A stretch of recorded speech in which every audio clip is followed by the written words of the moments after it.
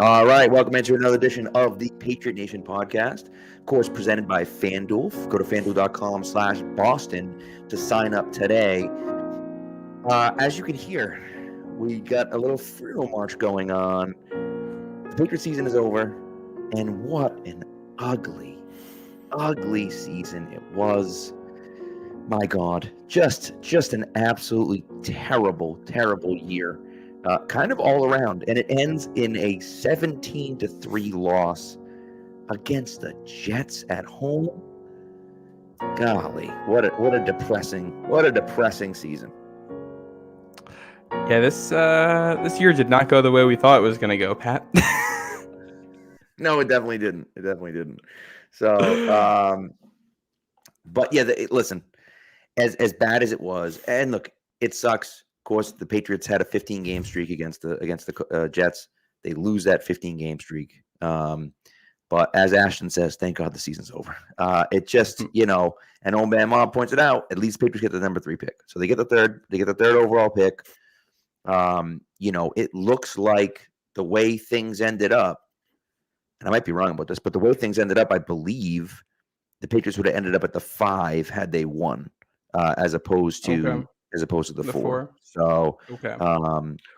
It might have been. Well, no, maybe not, because maybe they needed a Green Bay one. I guess it doesn't. The Giants won, so I'm not sure, but it doesn't matter now. Yeah, no, it doesn't. So, do you want to feel old, Pat? Oh, sure. I already feel old, but yes, continue. The last time the Patriots lost to the Jets, I was in high school. The last time that they lost to the Jets at home, I was in middle school. And the last time they lost to the Jets at home in a regular season game, I was in 5th grade. Oh, my God. Yeah, that sounds about right. Yeah. I mean, it's been a long time for the Patriots. And of course, what's funny about it, and I talked to my buddy Boy Green, who we had talked about on the show before. I was on his show Saturday morning, and he had kind of alluded to the fact that beating the Patriots, of course, is great for the Jets, but at the same time, it's like you beat the Patriots and you give them a better pick, right? And so it is kind of funny that now it's only 1 pick. I did check Tankathon, by the way. The strength of schedule is lower, and so therefore they would have stayed at 4 had they won. So not a big drop from 4 to 3, but still, I still think if you look at this draft class and you think the top 3 are that much better than everyone else, the top 3 being Drake May, Caleb Williams, and Marvin Harrison Jr., if you think the top 3 are that much better than everyone else, then 3 is an important place to be, right? And if you love Caleb Williams and you want to go from 3 to 1, it's easier to go from 3 to 1 than it is to go from 4 to 1. Now, that doesn't mean it's going to be easy, but it's easier because you're 1 pick closer. And I think you're in a spot right now where everything is on the table. Because, we don't know what the 2 teams ahead of New England are doing. It's going to be Chicago at 1, Washington at 2. Presumably, Washington is taking a quarterback. You would think. If I were GM of the Bears, I would also be taking a quarterback. I don't think that's a guarantee, though. So I think a trade up to 1 to jump Washington is absolutely on the table. I think whatever quarterback you like, sliding to 3 is on the table. Weird things happen. Although I will note, Jaden Daniels, I don't think was in the piece, but there's an ESPN Plus piece with the name of the guy's escaping me right now, talking about J.J. McCarthy and Michael Penix. Yep. And he said that J.J. McCarthy is a consensus late first rounder right now, and Penix is everything from first rounder to third rounder with the scouts he's hearing. So we'll see. I don't know where Jaden Daniels is going to go, but conceivably you can get the guy you like at 3. And I think there's a world where you trade down. I think there's a world where you stand put at 3 and just take the best non-quarterback available, presumably Marvin Harrison Jr., though I think you can debate positional value there if you want to tackle. But the world is your oyster. Even if it's quarterbacks at 1 and 2, the draft starts at 3, and the New England Patriots are going to be the focus of this offseason, both for the draft and because of the Bill Belichick situation. That's the whole thing is going to revolve around us. Oh yeah. Well, that's really, you think about what the media is going to be like tomorrow and the headlines and so on and so forth. And that's kind of fascinating to me. I do think, again, do you go Joe Alt? Do you go Olu Fashanu? Do you go, who do you take at 3, right? I love Caleb Williams. To me, there's a drop off between Caleb Williams and even Drake May. Now, I know a lot of people disagree with that, and people love Drake May. I'm not as high on him. And again, that's just honestly, it's uniform for me. And it's some of the plays I've seen him make. I'm like, oh, I don't. But he's got some great plays too. So I don't know. It's hard to know. It's hard to evaluate. But as I said, to me, Caleb Williams is kind of in a tier of his own. And so if he's going to go number one, then he's going to go number one. Now, could someone fall in love with Jaden Daniels? It's certainly possible. It's certainly possible someone falls in love with Jaden Daniels and he ends up at 1 or 2. What? Right? I don't think that that's so realistic, but it's not crazy to think. I don't think. Well, and it's an interesting situation because at this point last year, the top 2 quarterbacks were CJ Stroud and Bryce Young. And we went through a whole offseason of Will Levis going in the top 2 and of Anthony Richardson sneaking into the top 2 and all this stuff. And then it ends up just being the same guys 1 and 2.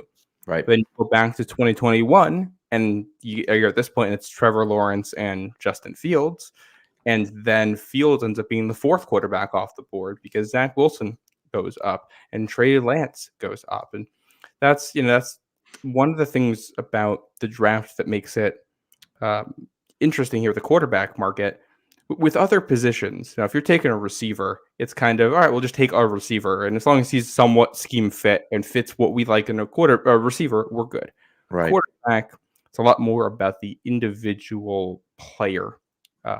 So just because a big board says something doesn't mean that the team who's picking it too agrees with that big board. They're going to have their own board, and if there's a personality quirk or a testing thing or something they want in a quarterback that they see things differently than others, then that can shift the entire draft and not just the fortune of their franchise, but the ones around them. So I think there's going to be a lot of focus on what goes on with Washington in particular and what they want in a quarterback, because it feels like that Bears pick, it's probably either Marvin Harrison Jr. or Caleb Williams. I don't think we've heard a lot of Drake May talk there at all. Oh. And so for Washington, it's going to be, do they want May or do they go off script here and go for a guy like Jaden Daniels? Is that something they're going to want there? And, right. It's new ownership there and probably going to be a pretty much fully new regime, it sounds like. So, which the other part of this is Florio was saying before the Sunday night game that apparently Josh Harris is in love with Bill Belichick and wants to get him to Washington, which is another complicating factor in this whole thing. And it's fascinating to think about, right? The other part of it that's interesting is that you see Adam Schefter come out and say it's unlikely that Bill Belichick's going to Washington, and that the Chargers and someone else is basically all but off the table. So, there are obviously conflicting reports. Nobody really knows what's going to happen. I do think it's fascinating because Bill gets to choose where he wants to go. Now, there's talk about him maybe coming back, and I know that there are people. Look. First of all, I was at the game. I'm at every game, but I was at the game, and you hear people, "Wow, F Belichick, and screw that guy, and go back to Nantucket." And I'm like, dude, would you shut up? Like, what is wrong with you? Like, you don't understand how good we've had it for 20 plus years, and then some of these coaches you hear about. Arthur Smith is a perfect example. Arthur Smith this Sunday, this game. Arthur Smith goes. Not Arthur Smith. I'm sorry. Friggin' Allen. What the hell is the first name? Dennis Allen? Dennis Allen, thank you. Arthur Smith was pissed at the end of the game. And I don't blame Arthur Smith for being pissed because they line up in victory formation, up 1 billion points, and they run it in 41-17. I mean, they run it in with Jamal Williams. And it's like, that's the most Bush League play you can possibly imagine. And the player said, can we get a touchdown for Jamal Williams? And he said, no, just kneel the ball. So instead of lining up and running a play, they line up like they're going to run victory formation and run it anyways. And it's like, you've got to be kidding me, man. You got no control of your team. You can't let your team do something like that to you on the last game of the season. Are you kidding me? And so that's the type of thing for me that, like, I get it, right? And people were, whatever. I went back and forth with people on Twitter about this because they were like, you got to play defense. I'm like, that's fine. Line up and run a play. I have no problem with them lining up and running a play. You're going to run a play. Stop me. But don't act like you're going to do victory formation and then run it in for a touchdown when you're up by 24 points with 2 minutes left to go in the game. That's just stupid, and so that's the type of stuff. But it's like, but my point here is that he doesn't have the control of his team. And you can say that Belichick doesn't. You can say whatever, but like you hear guys talking about Belichick, and you hear Zeke talking about, I thought I was going to be coached by a great player, by a great coach, and I was coached by a great coach. And you talk about the leadership that he has in the locker room, and the fact that he's never slowed down, and the fact that he commands that from his team. And whether he moves on or not, say he moves on, and maybe it's the right call for him to move on, which I think it is. You don't have a guarantee that the next guy that comes in is going to be any good. And that is a scary proposition, and at the very least, you should be able to sit back and appreciate what you had for the last 24 years. Yeah, no, I think you look around the NFL and you see how when it comes to leadership, it can get a lot worse.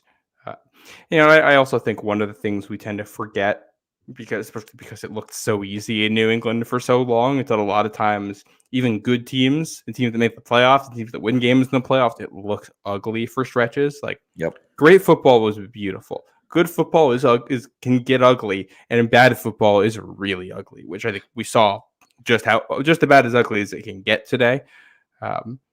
But no, and the Patriots have played good football for the better part of 2.5 decades here. And especially if you stretch it to 3 decades and you go back to 96, over that span, this has been the most successful franchise in the NFL. It's tough for Bill to go out like this if this is how it goes. I will say, if I'm Robert Kraft, not 50-50 coming into today, I'm 49-51 at best in favor of keeping Bill after what I just saw. And I think the article, did it come out before we talked on Wednesday, the Callahan piece? Came out after. Yeah, because that came out on Thursday. We talked on Wednesday. I was pretty firmly in I think we should keep Bill camp before that. And that was the first article that made me raise some red flags. That article said he wanted to keep Patricia, talked about real dysfunction between the Bills, O'Brien and Belichick, behind the scenes.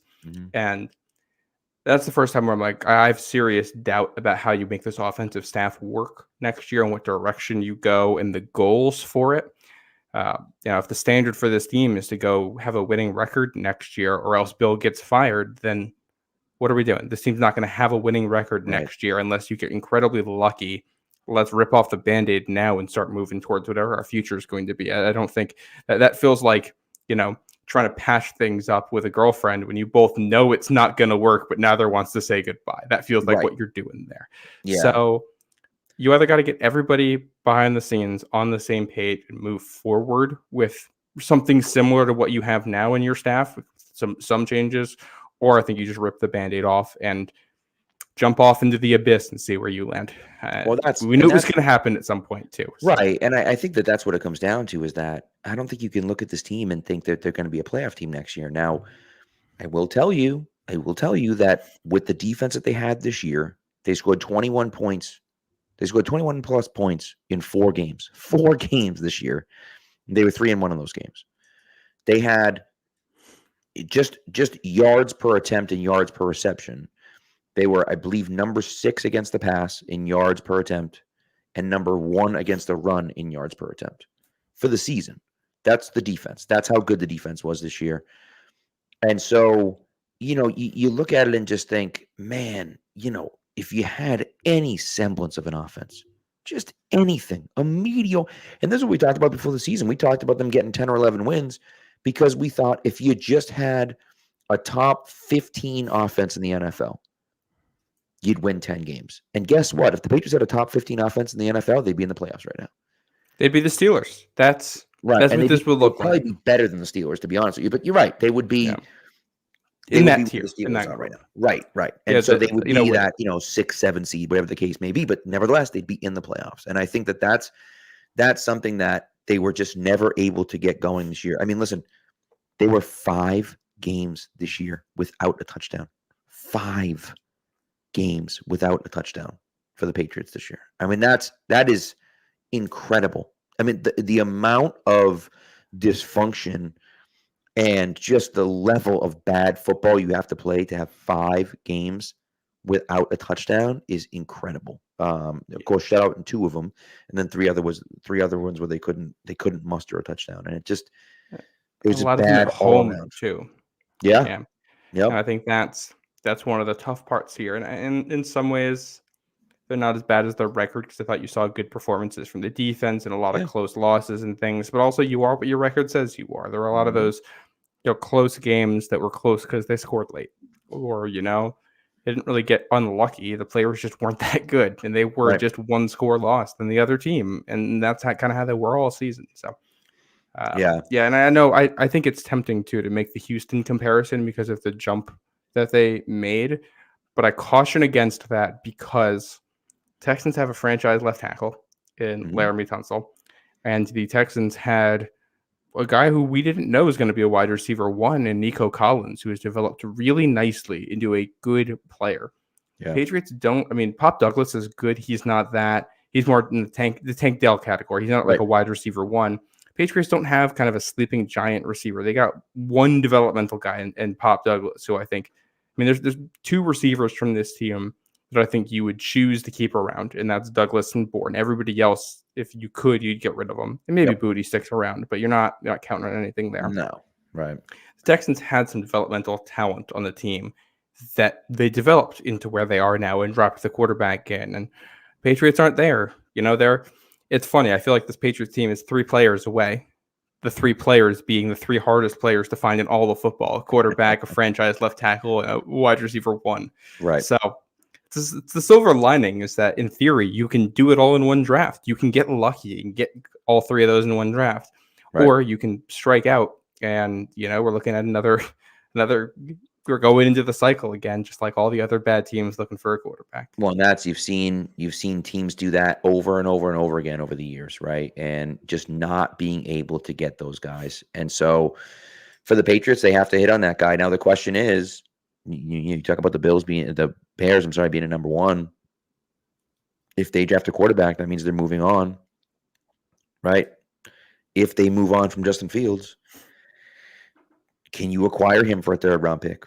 Do you acquire him for a 3rd round? Do you say, okay, 68, which, by the way, that's the number that they're at, is 68 right now, because it's the weirdest thing ever, but because the Washington finished with the same record. So Washington, the Patriots, and the Cardinals all finished with the same 4-11 record.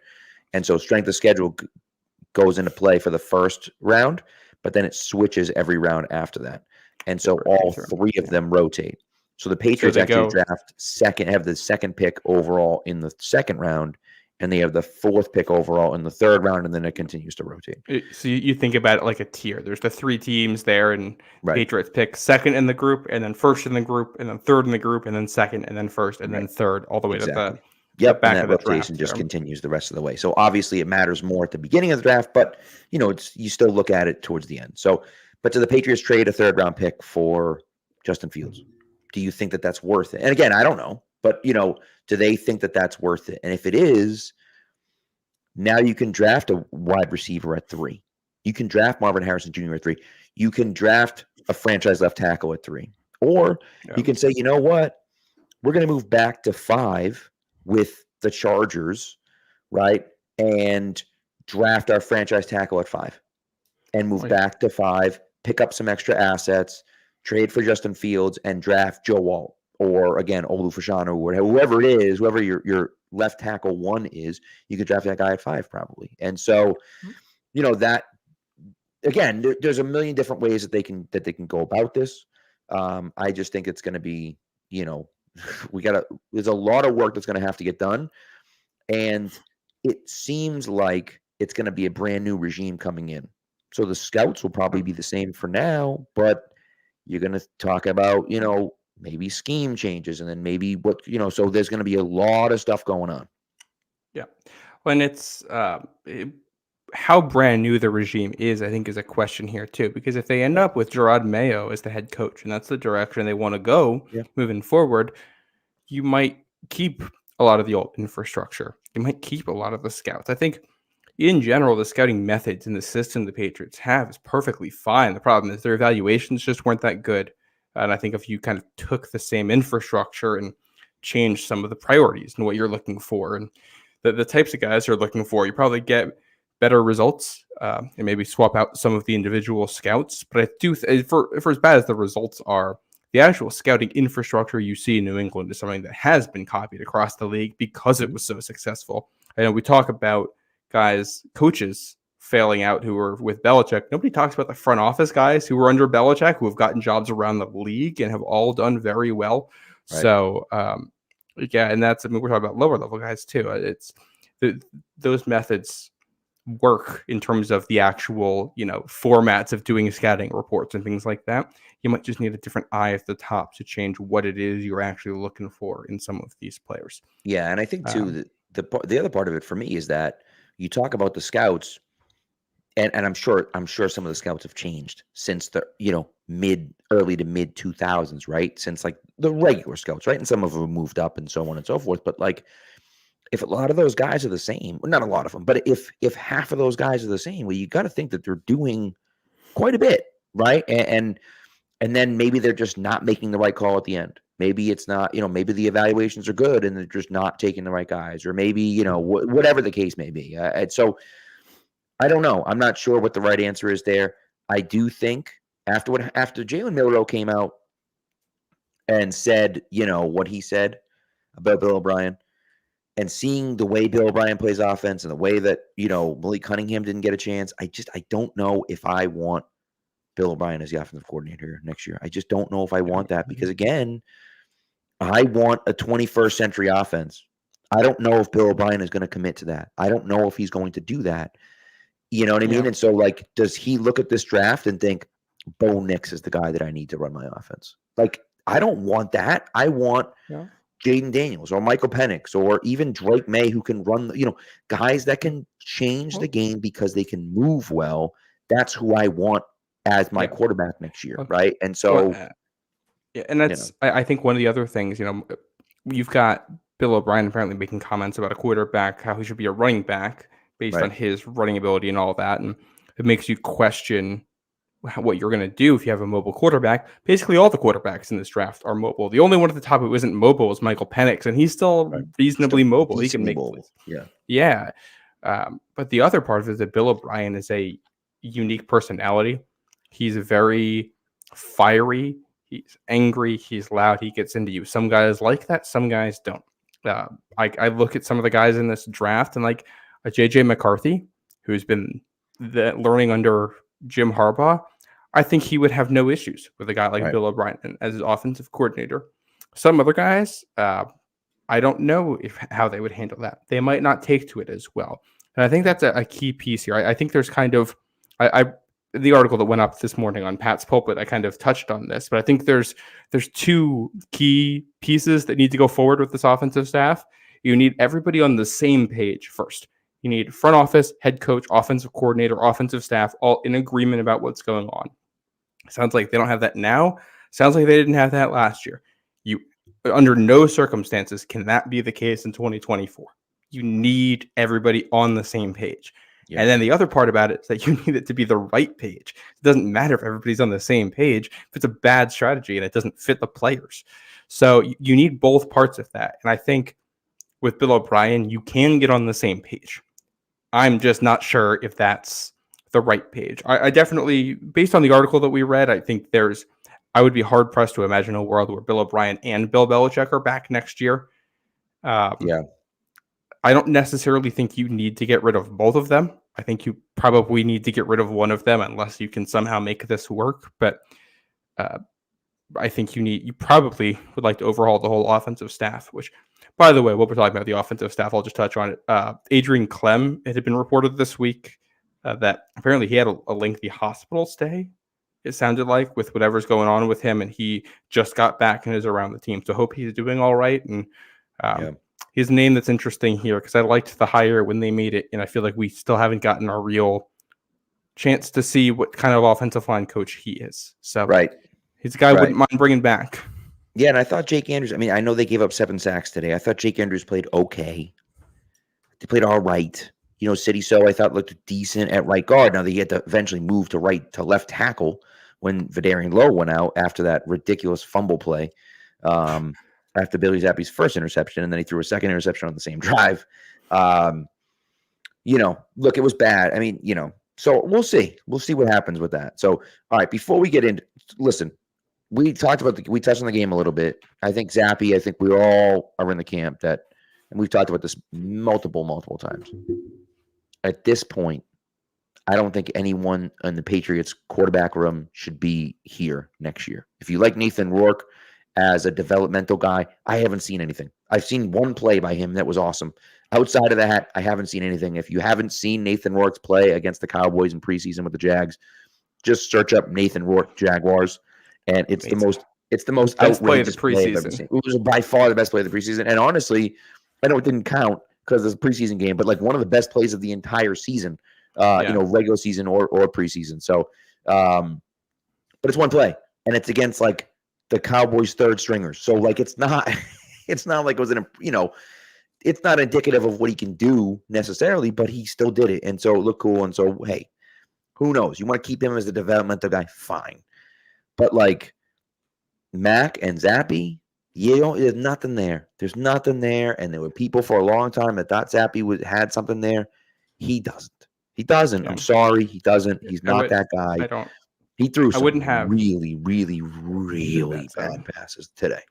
And that's why I wouldn't have any objection to him being on the team. Like coming into camp next year, if we're going to bring him into camp, he's cheap and he's a body and he has some familiarity with people there. So depending on what happens, if you want to bring him into camp, go for it. But he's going to be on the outside looking in for the 53-man roster. You need to add 2 quarterbacks.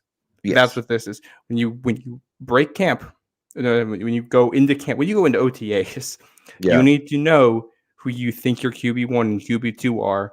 And neither one of those guys can be somebody who's on the roster right now. And I think Mac also, you save some money by trading Mac too. And I still think you can get a day 3 pick back for him probably, or cut him. I don't care, but there's no reason for him to be on this team next year.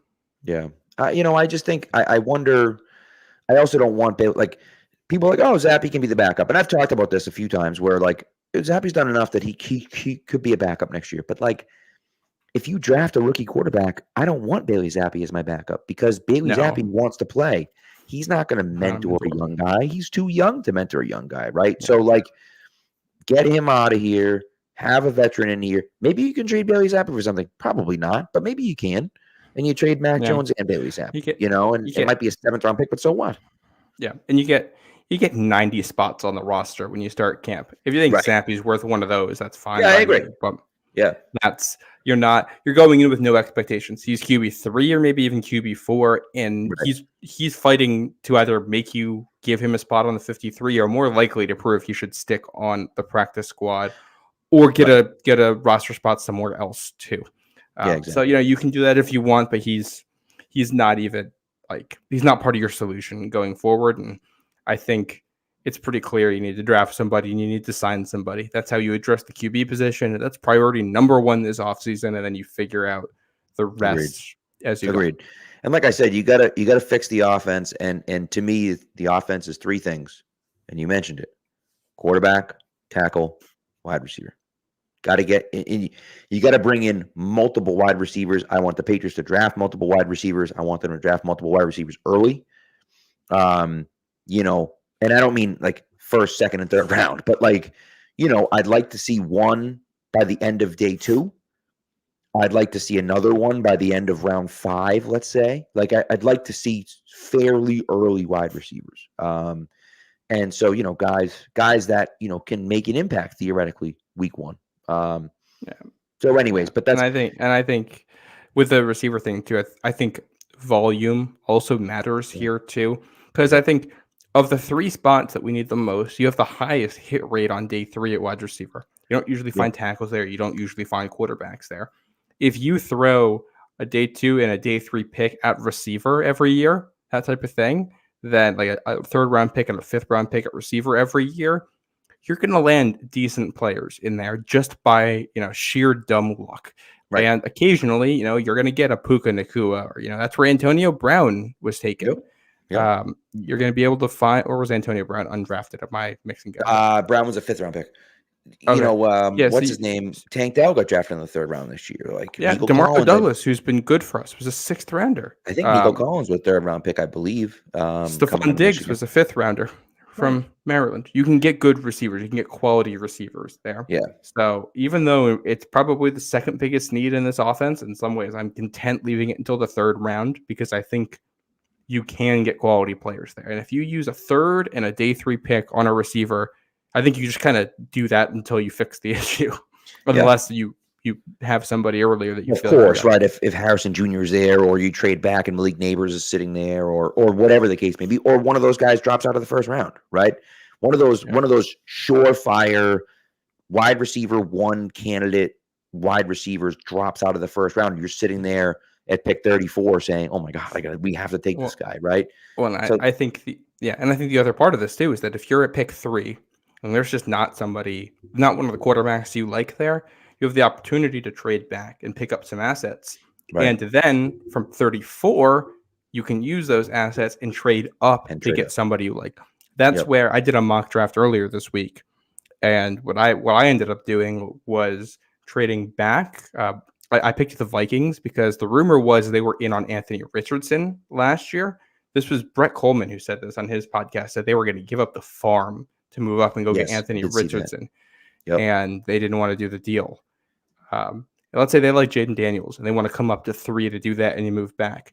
You trade back, you pick up Rome Odunze, where you end up trading back to, and you come up from 34 and you get, Michael Penix or JJ McCarthy or whoever that other quarterback is that you think you can get in round 1. And, I especially if you got a guy like a JJ McCarthy, I think Jacoby Brissett is the name we've mentioned, but you signed a veteran who you think can start and be a mentor. Right. And you let McCarthy sit for a season if he needs it. Yep. And you've got a receiver that you feel better about, and then you go from there. Yeah, it's not a bad idea. And so there's a million ways to fix it. So, all right, here's what we're going to do. Before we go forward, I would just want to address one comment too, because somebody had mentioned there are good left tackles in the 3rd and 4th rounds. There have been, and we've seen the Patriots, not a left tackle, but Marcus Cannon was a guy they found later on. Sebastian Vollmer was a guy they found later on. True. One of the issues here is just tackles are huge human beings with insane amounts of athleticism. And if you are really big with insane amounts of athleticism, that is rare enough that if you're good, you usually go pretty high. It's harder to find those guys later in the draft. Meanwhile, receivers, you see good receivers all the time who have okay testing. There isn't just a super strong correlation between your testing and your success as a receiver. Cooper Kupp, I think, is a really good example of a guy like that. Wes Welker, going back to that. And because of that, you can find some of those guys who are technicians who stand out on tape but might not have the testing in round 3 and round 4. So I think you can find tackles. And DeJuan Jones this year is kind of the perfect example of that. True. But just from a hit rate perspective, just doesn't happen. You get more with the receivers than you do the tackles. And that's not saying you have to take a tackle high and draft a receiver later, because you have to go by also the individual prospects you're looking at. But from an overarching theory, I think that's my preference. Yeah, my comments weren't loading. I was like, you said a comment. I'm like, what? So I had to refresh the comments, and I'm like, oh my God, I missed all these. And so and look, we're gonna do mock draft shows, and we're gonna talk about this, and we're gonna go back and forth, and people are right?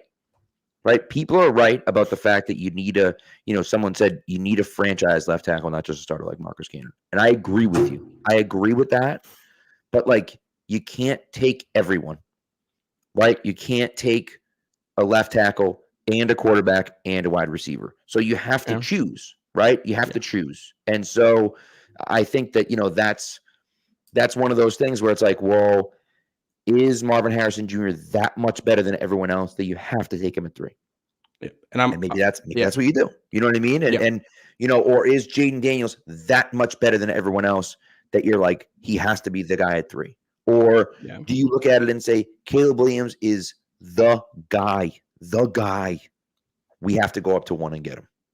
And maybe they do, and maybe that's what they think. I don't know, right? They have to decide that, and so those are some of the things for me where it's like they have to figure out what they're doing. But again, there's a possibility that you can hit on all 3 of those guys, but you can't take them all in the first round, right? This isn't Madden where you can just trade all your assets for picks 1, 2, and 3, right?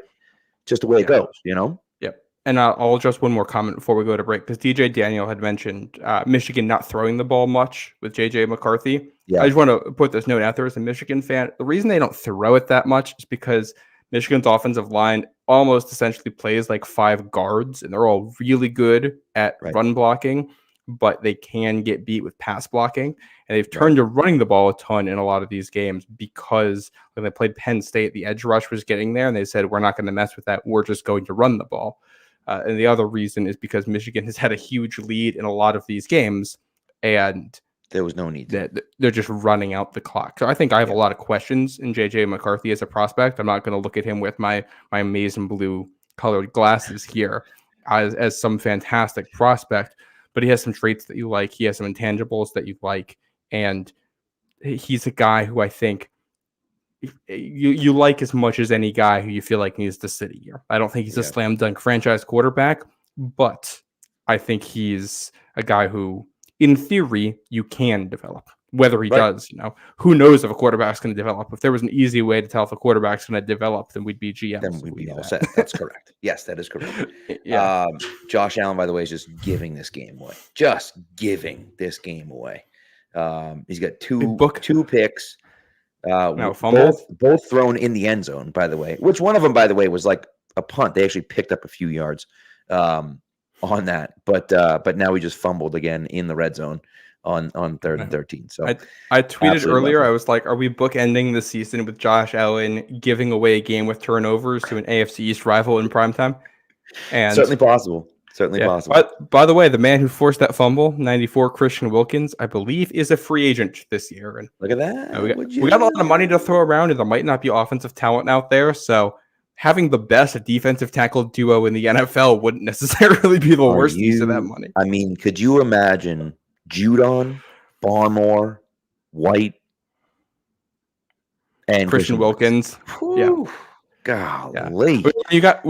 If you have Wilkins, Barmore, and Judon, it doesn't really matter who the fourth guy is. That's a no matter what, he's getting one-on-one opportunities. That's a great point. So let's take it. I don't know if we'll do it. Okay. No, go ahead. What were you going to say before we do the break? I couldn't remember if you mentioned Josh Allen throwing short of the end zone too and costing the Bills 3 points. Not a turnover, but kind of feels like a turnover. That was completely insane. You have to go into that looking at it and saying, for those of you that don't know, the half ended because the Bills had no time on the clock. They went for it, and he threw it short of the end zone. The guy got tackled before the end zone, and time ran out. To me, that's insane to me. It's complete insanity. You have to get in that situation and say, the ball needs to get to the end zone, period. The ball needs to get to the end zone, period, or throw it away, because you can't go in with no points. Now, I know they got the ball to start the second half, but you can't go in the half with no points in that situation. They did. So that's 4 times. That's 4 times they've been in scoring range and haven't gotten any points out of it. So that's wild. So anyways, all right, let's take a quick break. We'll be back. We're going to talk Belichick when we come back, where we think he's going to go, if there's a world in which he stays, and then we're going to play a little game with the upcoming free agents for the Patriots. So we got a quick FanDuel ad. By the way, it's a new FanDuel ad, so you don't have to listen to my raspy voice after me screaming at a Patriots game. So here we go.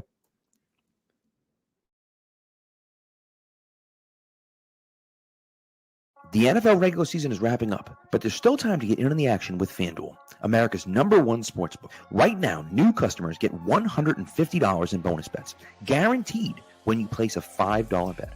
That's $150 in bonus bets, win or lose. The app is so easy to use, and there are so many different ways to bet, like live same-game parlays, find bets in the new Explore tab, make a parlay in the Parlay Hub, the best way to find popular parlays, and more. So visit FanDuel.com/Boston and make your first bet a layup. FanDuel, official partner of the NFL. Must be 21 plus and present in select states. FanDuel is offering online sports wagering in Kansas under an agreement with Kansas Star Casino, LLC. First online real money wager only. $10 first deposit required. Bonus issued as non-withdrawable bonus bets that expire 7 days after receipt. Restrictions apply. See terms at sportsbook.fanduel.com. Gambling problem? Call 1-800-GAMBLER or visit fanduel.com/RG in Colorado, Iowa, Kentucky, Michigan, New Jersey, Iowa, Pennsylvania, Illinois, Tennessee, and Virginia. Hope is here.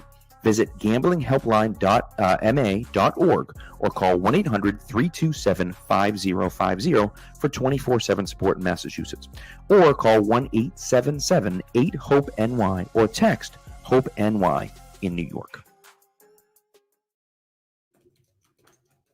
All right, so let's get into Bill Belichick. I believe that it was Bill's last game in Foxboro. I'm a little upset. They didn't show him on the board. They didn't do anything. They didn't do any of that stuff, which I understand. Bill obviously didn't want them to do that stuff. I get it. But, like, at the same time, like, my goodness, you can't give us anything just to, like, say thank you. Now, the place had emptied out. I mean, there was nobody there. A ton of people left at halftime. It was nasty out. It was cold. It was snowing. It was, like, half snowing, half raining. It was nasty. I get that. But at the same time, like, it give us an opportunity to say thank you for 24 great years. They didn't do that, and that's frustrating and disappointing. And it is what it is. But I was frustrated about it, and so I think he's done. I think he's done. And we talked about this, and I thought I was on the fence, but now you look at what happened. And in the articles that came out on Thursday, I'd be shocked for me. So we'll see. But that's my opinion. From what's kind of been reported and what's out there, it sounds like the only way Belichick would come back is if he's ceding a lot of power or control in some way, and if he's willing to change his stripes, which I don't think is some impossibility. And the other factor here is going to be what other teams want out of him. So if there's no other team that wants him to be GM and head coach, then that might change the way he looks at things. Because if no matter what, he's only going to be a head coach and he's not going to do the front office stuff after this, if he doesn't have roster control, he might be willing to sacrifice that and stay in New England. Now, whether or not that's enough for Kraft to keep him around, I think remains to be seen. I'm curious to see how long this process is going to last, too. Typically, what was reported earlier today is that when they meet, typically their meetings take a couple of days. They meet right after the season, Monday, Tuesday into Wednesday. They'll meet and they'll talk about the year, figure out a plan going forward. I don't think it's an impossibility that he stays, but I don't think he will. I think they're going to want to go elsewhere with this. What I do think is interesting is Bill has his usual Monday morning press conference tomorrow at 7:30, and I do wonder what's going to come out of that. Probably a whole lot of nothing. Yeah, I would think. That's my guess. But we'll probably have an idea by midweek. Maybe it'll be on our Sunday show instead of our Wednesday show that we're talking about this, and we'll get more clarity. And could also depend on teams in the playoffs and who gets eliminated and who's looking for a coach. That could factor into this. Right. But if I had to be a betting man, I would say Bill Belichick is not a member of the New England Patriots organization in 3 months' time. Yeah. And so then they finalize this stuff. Right. And so then the real question is this, right? Where does he go? Right? Where does he go if it's not here? And so you mentioned Philadelphia being an interesting spot. That's an intriguing spot. I have my doubts about that, but it's an intriguing spot, right? And so you say, okay, there's one spot. Washington, as you mentioned, Mike Florio talked about. Josina Anderson reported that there were multiple NFC South teams that were interested in Bill Belichick. What about Bill Belichick going to either New Orleans or to Atlanta? Both of those sound interesting, right? Atlanta, that's kind of what I just mentioned, Atlanta. Atlanta seems like an interesting place. They have a lot of offensive talent already there. Kirk Cousins is a free agent this year. You mentioned, Minnesota maybe looking for some guys that could theoretically replace him, right? And so if that's the case, well, maybe Kirk Cousins signs in Minnesota, in Atlanta, I'm sorry, and all of a sudden their offense is pretty good and he can help fix their defense. Maybe, so there were these places to go to, and not to mention, those divisions stink. I'm sorry. I know Tampa made the playoffs again, and Baker was pretty good this year, and they're probably going to sign him to, an extension and whatnot. That division stinks. The Panthers are terrible. The Saints are fine. The Falcons are fine. They almost sent 2 teams to the playoffs, which I know not to get derailed here, but we did not need a 7th team in the playoffs. That did not need to happen. It was the whole 16 weeks and 12 teams in the playoffs worked, and the NFL got greedy by adding on 2 extra playoff games and a whole extra week of the season. However, you had like 7 teams that were you had like 7 teams that were winning in situations this week, and that's the drama that the NFL wants on the last week of the season, right? And so I know I get it, but I'm not interested in a Pittsburgh Steelers win in scenario against backups, and I don't want to see the Steelers in the playoffs. Who wants to see the Steelers team in the playoffs? I know, probably not me. No, I mean the Steelers are going to get smoked. It makes the 2 seed worth less too, which I don't like. I think 2 teams getting a bye made more sense, and then there's a real advantage to being in the top tier of your conference.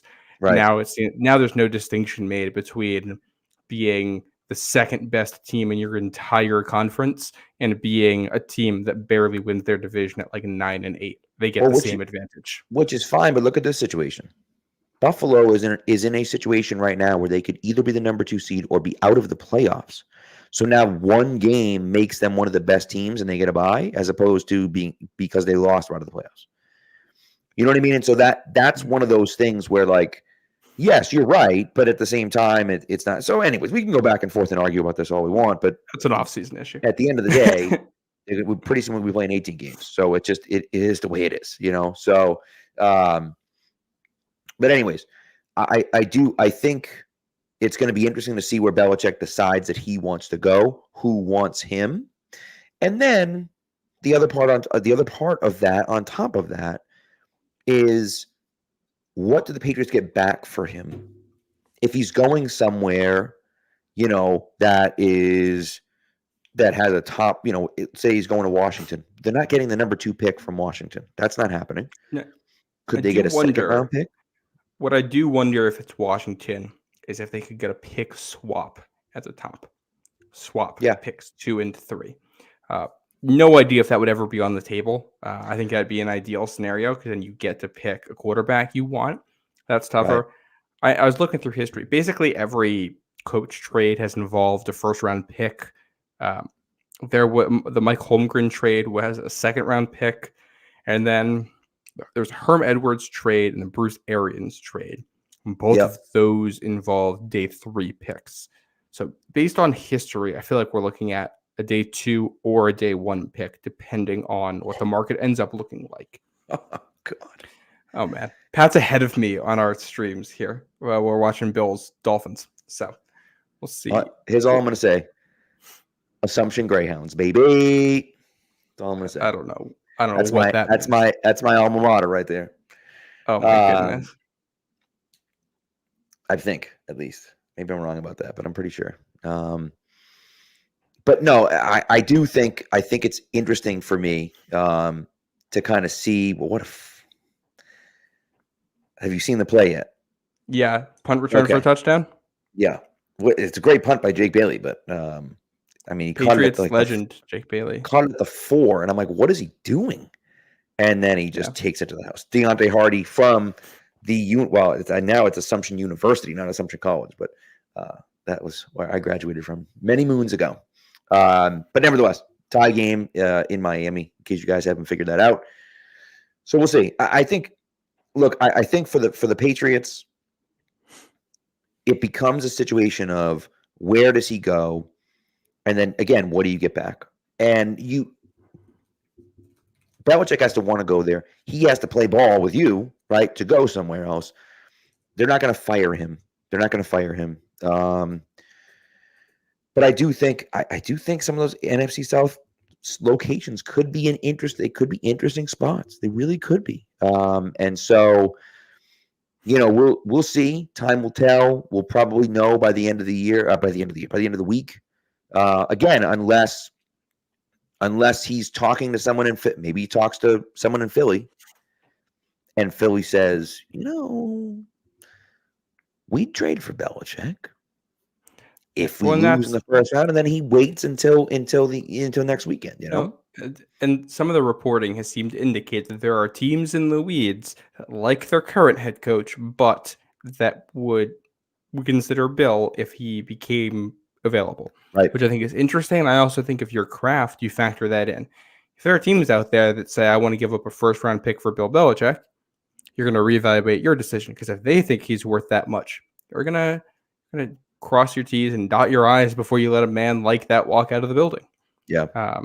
And I think it's a difficult decision here for Kraft. It might seem simple on paper, one way or the other, depending on where you sit. But this guy's a franchise legend who has a long working relationship with Robert Kraft, and it's going to be hard no matter what direction they end up going with this. There's going to be a lot of emotions involved, and I don't think it'll be like messy or anything like that. But I would imagine behind closed doors, it's not going to be like Kraft sits Bill down and says you're done. It's not. Right. It's going to be more complicated than that behind closed doors. So we'll find out here next 2 weeks.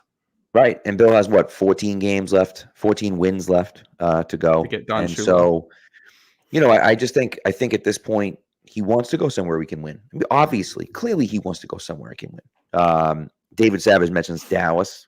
That would be an interesting spot because Dallas has a ton of good players, and they have Mike McCarthy, who famously stinks. And so if they go into week 1 of the playoffs and they lose, which is entirely possible because it is Dallas, that would be interesting. And it would be funny to look at kind of the trajectory of his coaching franchise. And of course, he didn't end up as a head coach of the Jets, but to be at the Giants with Parcells, to be at the Jets with Parcells, then to come to the Patriots with Parcells. Parcells, of course, ended his career in Dallas. Could he end his career in Dallas too? But see, then it's like, does he want Jerry Jones breathing down his neck and stuff? So, but either way, I think it's going to be interesting. So they got to get something back for him. In my opinion, they got to get something. I would like to. I don't think you drag it out to get something back from him, but I would like a return. Right. And I think as long as there are multiple suitors for him, if there are multiple places Bill wants to go and multiple teams that want him, you'll get a return. I don't know if it'll be a first, but you'll get something back.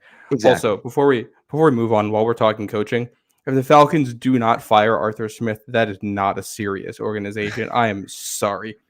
He's not a good coach. Forget he had that outburst at Dennis Allen after the game, which I think is understandable. But this man has a long history now of really strange outbursts at people and weird handling of the media, which is fine if you're winning, but he's not winning. And he does not look like he knows how to use the talent. I don't know if you watched that sequence where they got to the 1 yard line and they've got the first play they call is a read option with Desmond Ridder and Cordero Patterson. That's their first play. And their second play, I think, was some kind of a pass where Ridder completely misses the mark on it.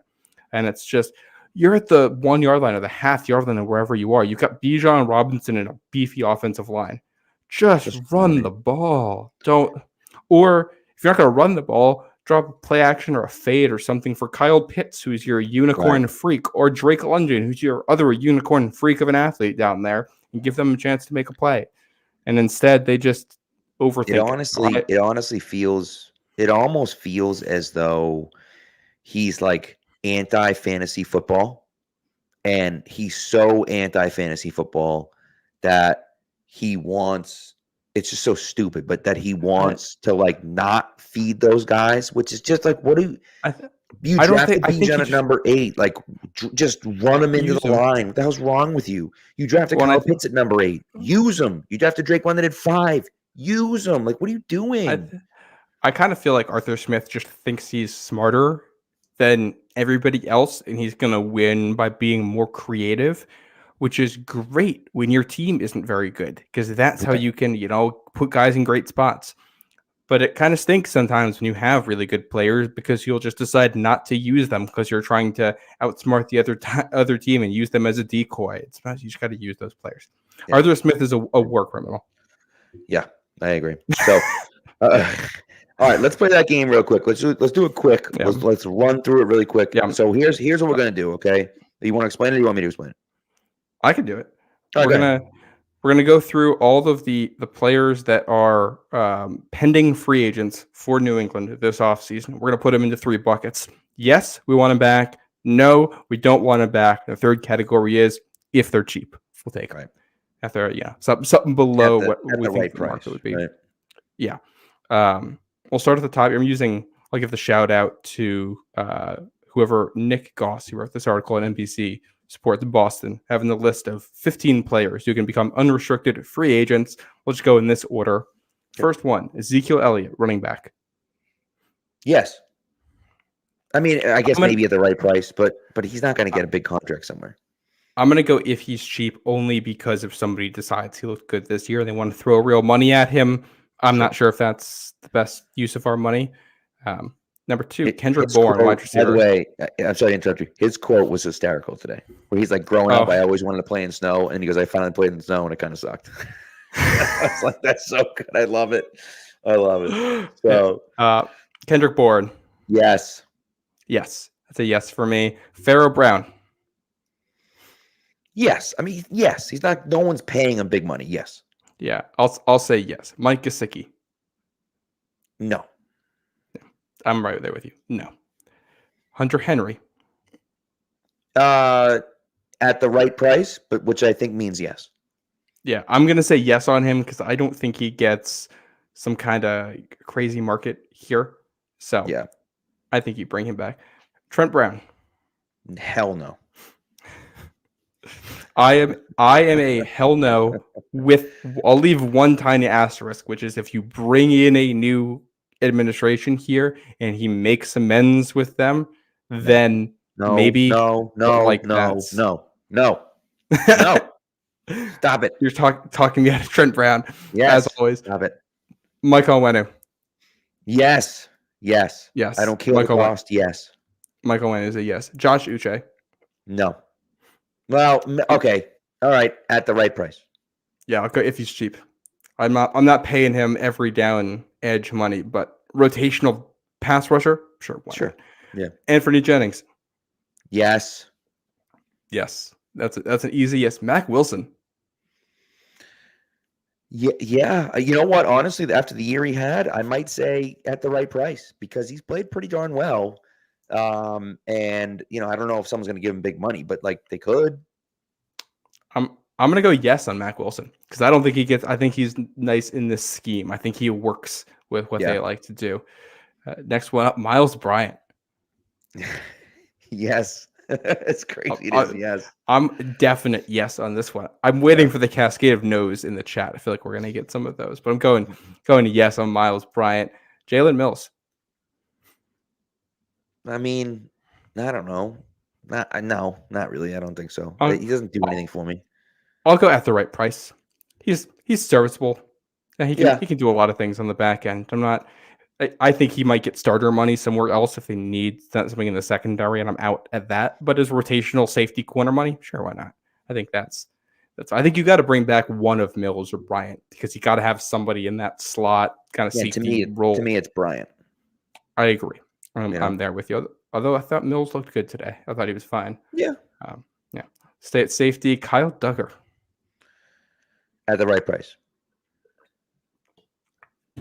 I'm gonna say yes here, even though I think he's had a little bit of a down season because I think you just can't afford to let him walk out the door. He missed roughly 96 tackles today. He just missed tackle after tackle after tackle after, and I was just like, dude, what are we doing, man? And he hits hard and he flies around at times, but like, I think you saw him have a worse year this year because they asked him to do more, and he was thinking more. I think is what happened. I might be wrong, but that's what it seems like to me. Well, Duggar's in this weird spot too. Like I think last year we all thought, all right, he's 1 year away from being a Pro Bowler, and instead he kind of stepped back. And it's hard to tell if that's a scheme thing or if he just had a down season. And it's tough to tell which is the real Kyle Duggar. Is it this year or is it last year? Yeah. And I honestly think that because of some of that uncertainty, you can get him at a little bit of a discount. And that's what makes him a yes to me, because I think he's a good player.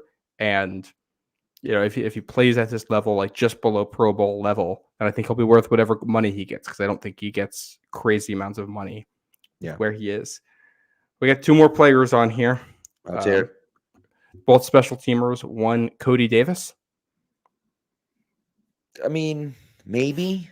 I don't know. He's fine. Cody Davis is fine. But, like, how many special teams guys do you need?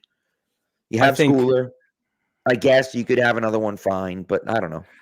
Cody Davis is a total, like, at the right price. Well, I think he's also likely to be signed to a contract here that's cuttable in camp. So I totally think he's a guy you can sign and then have him not make the 53, and it's totally okay. Right. And then the last one here, I think isn't going to go in any of our buckets, and that's Matthew Slater.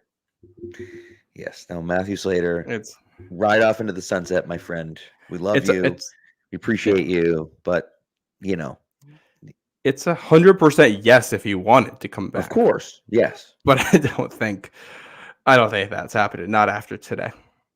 I'll tell you, his dad played 20 years and he played 16. It's pretty damn good. It's pretty damn good. Yeah. And you that's know, great. Does he have any kids coming along? Because that family's got some good genes. If he makes it to the Hall of Fame, which I think he should. I don't know if he will, but I think he should. They'd be the first father-son duo ever in the Hall of Fame, which would be so incredible. And so, you know, that to me is interesting. He's fallen off a little bit this year, not a ton, but a little bit. They had a punt today where they muffed the punt, and he just wasn't there. He was the guy there, but he just wasn't there. And I just think that, you know, he's old. But I mean, as good of a player as he was on the field, he was a better guy off the field. And it's hard to do that. I know people say that all the time, and it's this cliche thing, but, like, it's actually true about Matthew Slater. And so, human being. Yes. Yep. And teammate. I mean, every single guy loved him. I loved the fact they wore those sweatshirts today. It was really cool. It was just cool. Yeah. I would love to see who organized that. I wonder if that came from Kraft. Yeah. I'm curious about that. Yeah. Because Kraft wore one. Yeah. So I think that was cool. And of course, you saw him wearing a Brady shirt. Yeah. When everyone else was wearing his sweatshirt. Amazing. I love it. Amazing. There's some schooler discussion in the chat. I think he's been playing at an all-pro level on special teams at points this season. His issue is just penalties. He needs more refinement with another year, but I think they got a really good one there. And I saw a comment in there about how we need to care less about special teams. We're barely a year away from special teams costing us a place in the playoffs, and special teams cost us games just this season. I think we care about special teams the appropriate amount. The problem is we just need to get better players with some of it, but just not executing, unfortunately. Yeah, and I also think the things that you need to do well on special teams, you need to be a good athlete. You got to be able to tackle well. You got to be comfortable with the ball in your hands if it comes to you.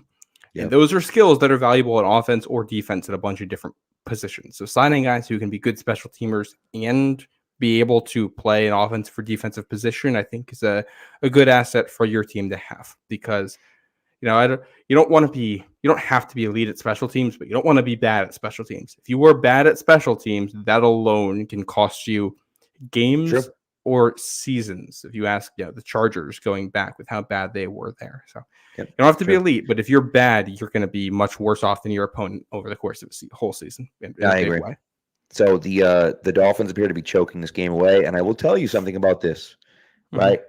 I had originally said that I wanted the Bills to lose and the Dolphins to win. However, they're both in the playoffs no matter what. If the Bills win, we get to root against both teams. There's a possibility that both teams lose next week. If the Dolphins win, they play each other. So that means one of them is definitely going to win next week. So, but the flip side of it to me is that it would be Steelers, Bills, and Dolphins, Chiefs. Yeah. No, but those are the two games. Neither one of those is interesting to me, because this Miami team is not going on the road to a cold Arrowhead Stadium and beating the Chiefs. That is just not happening. This team has been much worse away from home than they've been at home. And who wants to watch Bills Steelers? Yeah, no one. Nobody. And the Steelers could win that game. I was gonna say it feels like a game the Steelers would win. Who wants to see the Steelers in the divisional round of the playoffs this year? Nobody. For as much as I don't like Miami and Buffalo, I think guaranteeing that one of them gets through to the second round means we get some quality games in there. True. Very true. So I don't know. Neither of these teams looks fantastic right now. I think the AFC maybe we can wrap up by doing this. Who we think the most dangerous teams in each conference are, because the way I look at it right now, I almost feel like it's like the 1 seed and then the 5 and the 6 seeds that are not the 5 in the NFC, but it's like the 1 seed and the teams on the road in this first round are in some ways the ones that feel the most dangerous. It's true. It's definitely true. So I would love. I mean, imagine the Browns in the Super Bowl. Oh my God, that would be so. That would be incredible. If there's no other upsets, because it's Deshaun Watson. But but you know what though? He's not the quarterback. So what difference does it make? And if anything, those guys getting credit for anything. But if it's anything, it's even better because they screwed up with Watson. They owe him $1 billion, right? They win the Super Bowl, that'd be great. But like, imagine, so 2 games that could happen, right? One game that is happening. The Lions are hosting the Rams with Matthew Stafford, which is incredible. Jared Goff versus Matthew Stafford on different teams. So awesome. The first playoff game they've hosted in years, and they're playing, the quarterback that was arguably the best quarterback in the franchise's history. That's pretty cool. And then if the Browns win and there's no other upsets, the Browns go into Baltimore, I'm sorry, who took their team with them with their old quarterback. That would be incredible. That would be incredible. That would be fun. So those 2 storylines I think would be really fun. But anyways, to answer your question, I'm not really scared of anyone. And the AFC just looks like a complete crapshoot. I think the team that is most likely to threaten the Ravens in the AFC is whoever wins that Browns-Texans game. Yeah. Because the Browns have that familiarity, and they have one of the few defenses in the NFL that I think can actually do something against that Ravens offense. And the Texans right now, it's not a complete team, and they got issues. But they have a quarterback who I think is, young enough, who might not be scared going into Baltimore. And, the Texans played the Ravens competitively early this season. That was week 1. They did, you're right. In Baltimore, they played them competitively. So I think that could be close. Miami is not the same team on the road. I think an AFC championship game, in theory, that's Miami at Baltimore, I don't think ends up being close. The Bills, they just don't have that juice this year. They seem banged up. The offensive line hasn't been as good. I'm going to say this, and I might sound crazy for it. I think they made the wrong move firing their offensive coordinator. I think most of the reasons that they've won games since firing him has been they've gotten luckier and they've played worse teams. Yeah. The reason they lost games before that was because they got like too many men out there on a field goal, and you got special teams giving up a punt return in overtime. And statistically, their offense has been worse since they fired their offensive coordinator. So I think the Bills are a little overrated there, and they're really banged. The Bills and Dolphins are both so banged up at this point. I agree. So we'll see. Yeah. We'll see what happens. I mean, it's going to be interesting. Cowboys turn into a pumpkin every time this year. The Dolphins turn into a pumpkin at this time every year. It's just like these are the things that happen, and they're happening again. And so we'll see. We'll kind of see where it goes. Of course, the Cowboys played very well today, but if there's a year for the Cowboys, I think this is it, because they're the 2 seed and they're going to get to be at home for presumably like at least 2 games here if they win the first one. And I don't like their odds of going into San Francisco and winning, but there's a chance somebody goes out to San Francisco and knocks them off. The Rams, I think, could do it if they get through Detroit, which I think could be interesting. I don't think the Eagles do it, but in a world where everything goes chalk, I don't think Tampa's doing it. So maybe it's the Rams. You're kind of relying on the Rams. You get a Rams-Cowboys NFC Championship game, but I don't want to project all chalk, but it does feel like the 1 seeds are kind of does feel that way, right? So I feel we might get a lot of chaos in the first 2 rounds, and then it's just going to end up being 2 conference championship games that are blowouts with the 1 seeds coasting on by into the Super Bowl. Kind of feels that way, right? So we'll see. Oh, you know what? One thing I forgot to mention: Matthew Judon is the other guy. He's not technically a free agent this year, but they're doing what they did with Gilmore, where they advanced him money this year from his contract next year. So he's going to need a new contract. He's essentially a free agent because there's no way he can play on the deal, but he's not going to be happy about but he's never going to play on that deal because he's getting like $5 million next year or something like that. So I believe Peppers, Judon, and Barmore all have deals that expire after next season. That's correct. I have that correct. And yes. I think if you're a new GM coming into New England, or if you're Bill Belichick, who's still in that role, which I doubt, but we'll entertain it until we actually hear some news on it. Right. I think the easy move here this offseason, extend all three of those guys. Give Barmore his nice lucrative extension, tack on at least one more year for Judon, and maybe 2 more years for Peppers, and make sure you got a defensive core that can all come back. And paying out a little bit of money to guys who are currently on the team, who are leaders for your team, was a really good way to keep a culture going. And if it is a new GM and you want to say, hey, these are the guys we want, you could set an example right off the bat and get things going the right way. And you got the money right now. This is one of the few times where you can, overpay a tiny bit for guys just to prove a point to your players that, hey, we value you and we want you here. You're not going to go spend way more money than you have to, but go to them and don't hardball. Say, we think you're worth this and we want to pay you it and keep you here and show that they're valued. I think that's a nice, easy win. And the next part is finding guys on offense who you'd feel comfortable making the same offers as you got. Well, then you've let guys walk away. You've let Shaq Mason walk away. I mean, they traded him, but you've let Shaq Mason walk away, and you've let Joe Tooney walk away, and you've let Ted Karras walk away, and you've let guys walk away that you shouldn't have. Right, Stephon Gilmore, you traded. Like, you need to hold these guys. They're good. They're good players. So you need to bring them back. And again, just extend them and keep them a little bit longer. So, but we'll see. But anyways, all right, let's get out of here. Patriots season's over. 4-13, but again, number 3 pick. Yeah, I also believe I think this is the first time the Patriots have ever lost a snow game at home. It is. I know that their first ever snow game loss was in Denver in 2015 as a franchise. So I figured this is the first one at home. It's the first time they played a real one since then. I don't think that maybe that's right. I think they've lost 3 Well, so it's not their first ever home snow game loss, because they have lost snow games at home before. Oh, okay. Specifically 1962 against the Bills. 67 maybe against the Bills. I don't know. It might have been 62 against the Bills at home. They had to try to get into the playoffs with a win, and they lost.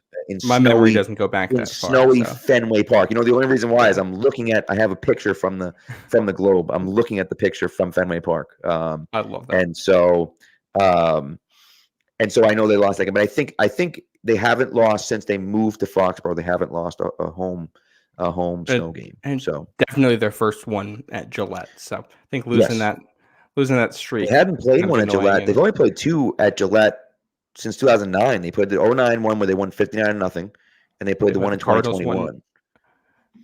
Which one in 2021 was that? They played in 2020 when they played the Jets at the end of the season. It snowed, but it didn't accumulate.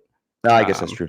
By the way, my dad has corrected me. It was 1964 that the Bills beat the Patriots at Fenway Park. So, but nevertheless, I think the last time that there was snow accumulation on the field for a Pats game at home was 2009 against the Titans, and then the 2008 one against the Cardinals in there as well.